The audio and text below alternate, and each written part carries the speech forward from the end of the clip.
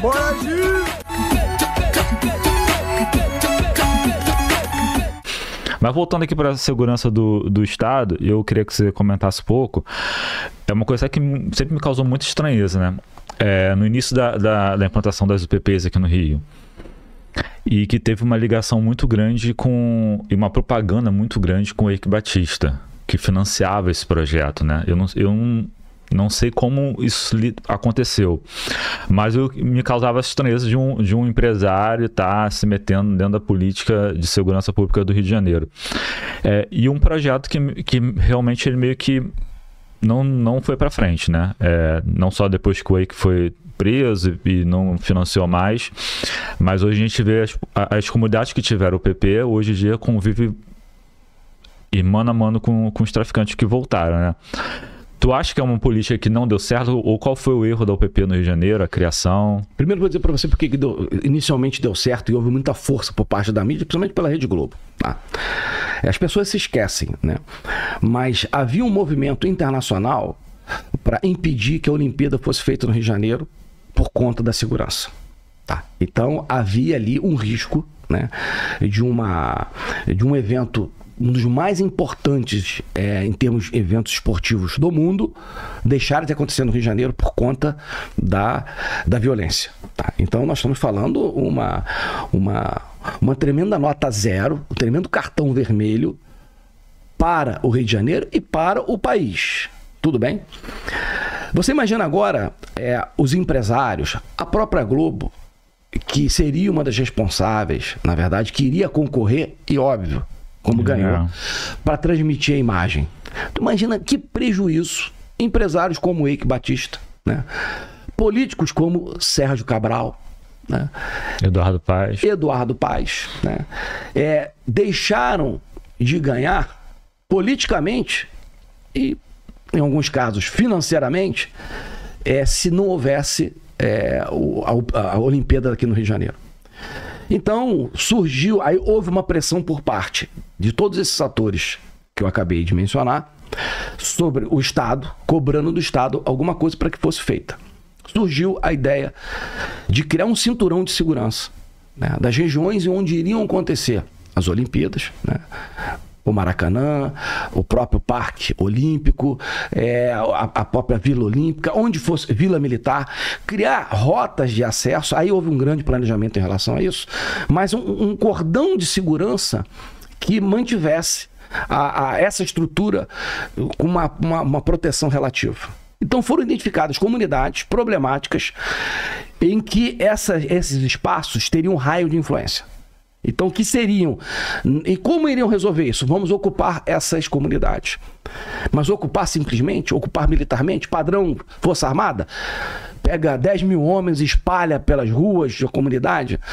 Não, vamos fazer alguma coisa nesse sentido. Aí usaram um modelo vitorioso do Batalhão de Operações Especiais, lá no Parque Guinle, no ápice do Morro do Sintra, que divide ali Laranjeiras, Parque Guinle, com Catete, Comunidade Tavares Bastos. Uma relação simbiótica entre o BOP e a própria comunidade, o BOP abrindo espaço dentro do BOP para a comunidade usar os seus espaços, usar até como passagem o batalhão para as pessoas ali do alto do morro do Tavares Bastos chegar lá nas Laranjeiras, só basta atravessar e sair pelo outro lado, que tem um acesso ali, inclusive tem um portão que está permanentemente aberto, só à noite que fecha, mas se alguém bater, vai ter um policial que vai abrir, enfim. Então, viram com a possibilidade de isso acontecer. Então, nós temos que ocupar. E vamos ocupar o quê? Montar uma estratégia de ocupação e de pacificação. Ocupa com forças especiais, BOP na maior parte das vezes, né? Batalhão de choque, como aconteceu várias vezes. Vamos implantar uma unidade permanente nessas comunidades. Para quê? Prover um estado de paz necessário, que eu falei sobre no início da nossa fala, para que ações do Estado possam entrar e se estabelecer para atender necessidades da população. Então, Está aqui um conceito fantástico da pacificação das comunidades. Como é que você pacifica? Entra, ocupa, identifica, aprende, expulsa os criminosos, ou eles vão sair, como saíram, migraram para outras áreas, deslocaram o problema, né? Levaram a mancha criminal para outras áreas. Fui criticado quando eu falei dessa possibilidade, porque não havia indicadores para isso. Não deu 3 meses, começou a ter problema. E aí os colegas me explicaram até na imprensa, porque eu falei na imprensa isso, que haveria a migração, que precisava identificar e prender os criminosos no momento que eles saíssem. Precisavam de um serviço de inteligência mais adequado. Aí ou não houve, ou acharam por bem não fazer, ou não tinha um sistema de inteligência para fazê-lo. Mas enfim. Aí depois que aconteceu, eu falei, olha só, eu não tenho bola de cristal não. Pega os livros de história e vê que todo estado nacional ocupado por um outro estado, as forças, elas saem, vão para uma outra área e esperam o momento certo de retornarem. Então cuidado que eles podem retornar. E foi o que aconteceu. Por quê? Porque as outras etapas da UPP não ocorreram. A polícia militar ficou sozinha no processo. Invadia, ocupava, implantava a UPP, virou um grande projeto político eleitoral do Sérgio Cabral, do Eduardo Paes, da própria Dilma, que disse que a UPP seria implantada em todo o Brasil, né? Vendeu essa ideia, né? E foi comprada por muitos, né? Virou uma grande bandeira do Sérgio Cabral, ficou conhecido internacionalmente por causa disso. Zé Mariano Beltrame deu palestras aí fora do país explicando o que tinha acontecido. E na invasão da Rocinha e na ocupação da Rocinha eu falei ao vivo até na Rede Globo.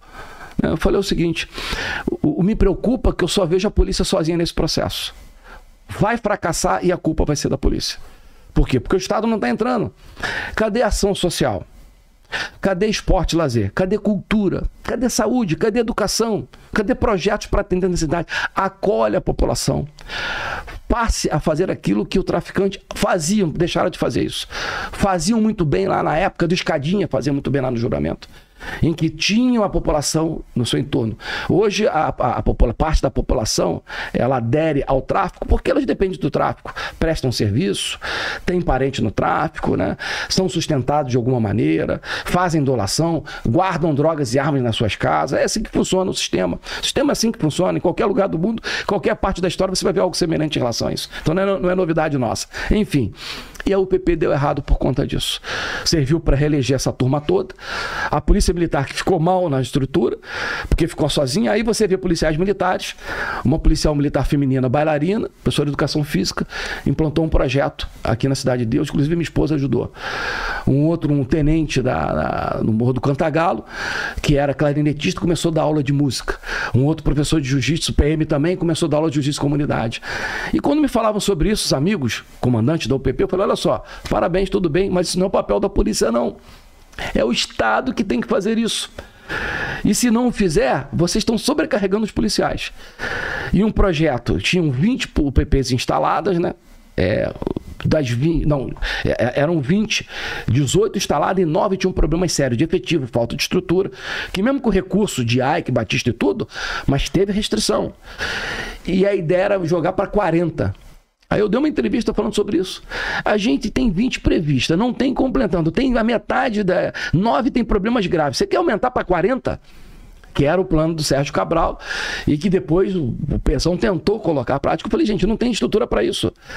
Você vai crescer a crise, simplesmente isso. E foi o que aconteceu. E depois, o que acabou acontecendo? Diminuição de efetivo. Aqueles criminosos que saíram, que migraram, retornaram encontrando ali uma estrutura enfraquecida.